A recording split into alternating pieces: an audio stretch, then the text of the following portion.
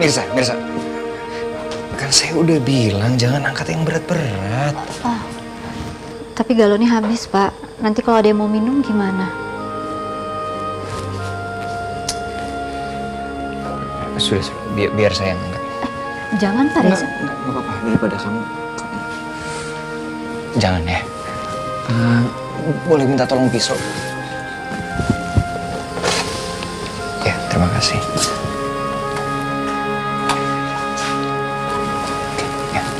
Terima kasih, Mirsa. Hati-hati, Pak. Ya.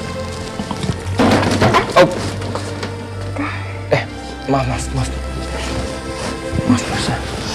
Maaf. Gimana?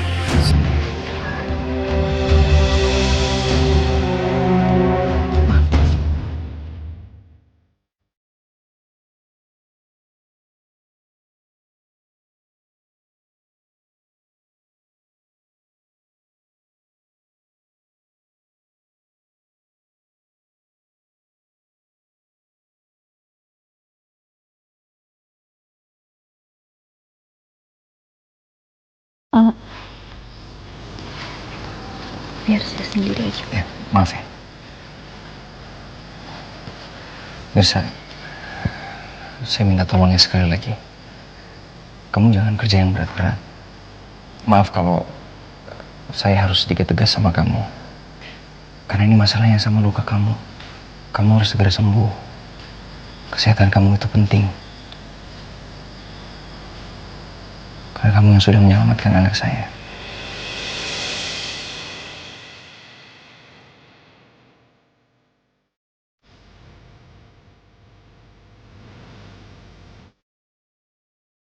Mas Reza makin perhatian sama Mirsa gara-gara dia pendonor buat Aurel.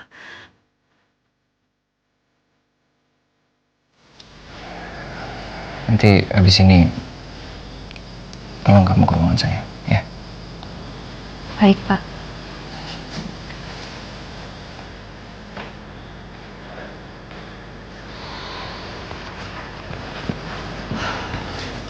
Mirsa.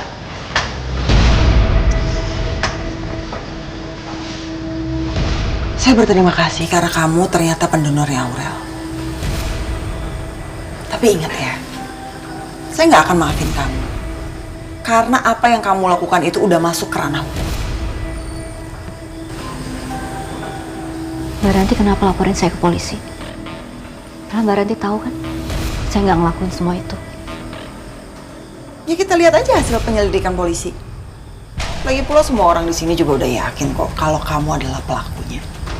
Walaupun satu dunia nuduh saya nggak takut, Pak. Karena Allah tahu saya nggak salah. Permisi. Saya minta Pak Andre cari orang ini sampai ketemu. Kalau Bapak ada informasi, tolong langsung kabarin saya ya. Baik, Pak. Kalau gitu, saya permisi, Pak. Terima kasih.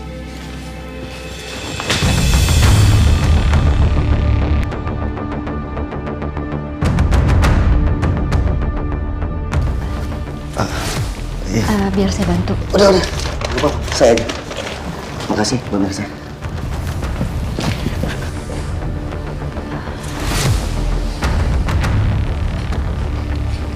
Pak Reza tadi mau bicara sama saya. Iya. Saya mau menaikkan jabatan kamu menjadi staf di kantor saya. Saya yakin kamu bisa mengemban jabatan baru kamu ini karena saya lihat kamu itu orangnya cepat belajar, Mirsa. Kamu pasti bisa. Pak Reza kenapa bisa berpikiran seperti itu? Apa karena saya sudah mendonorkan hati saya untuk Aurel? Salah satunya karena itu. Jabatan ini tidak sebanding dengan pengorbanan yang sudah kamu berikan untuk Aurel, Mirsa.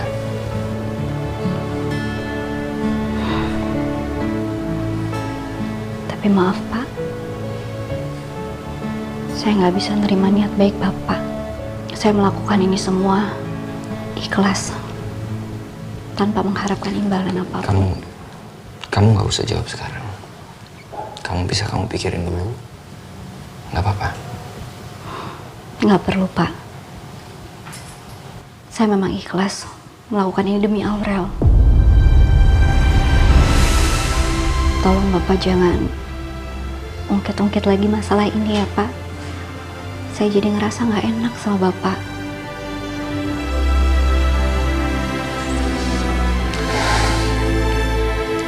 Saya kagum sama kamu.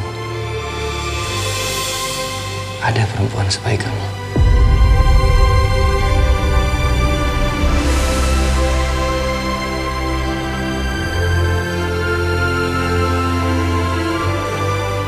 Memang sudah jadi kewajiban kita kan, Pak, untuk saling tolong-menolong.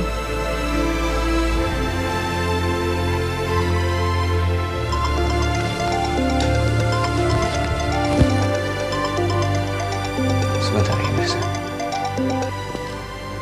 Yesus. Hah?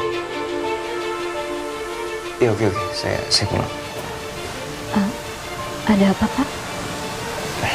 Sus ngabarin saya kalau Aurel perutnya sakit. Dia nggak mau makan, ini nggak biasanya kayak gini. Saya harus pulang soalnya saya mau bujuk dia untuk makan. Pak Reza, apa saya boleh ikut? Saya khawatir sama Aurel.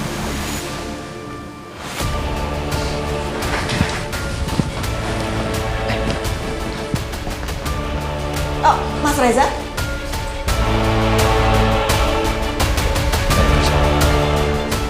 Ngapain? Mas Reza mau kemana? Aku mau pulang soalnya Aurel perutnya sakit katanya. Dia nggak mau makan. Loh, kok bisa? Kenapa? Panjang ceritanya, nanti ya aku jelasin ya. Mas, ya udah kalau gitu aku ikut ya. Aku juga khawatir sama Aurel. Aku takut dia kenapa-napa, Mas. Aurel kan nggak boleh drop, nanti membahayakan dirinya. Yaudah, aku jalan dulu. Loh, Ayo, Mas Reza. Reza, Mas, aduh, Bu, mau saya bantu? udah nggak perlu.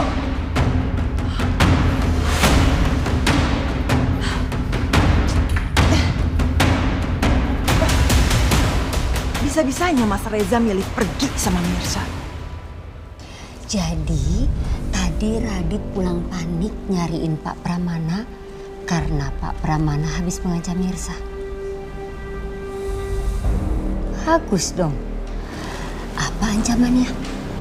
Pak Pramana bilang kalau 2 kali 24 jam Mirsa tidak meninggalkan Jakarta, Pak Pramana akan menggunakan caranya sendiri untuk menyingkirkan Mirsa dari kehidupan Radit dan Karina. Bagus sekali Marco.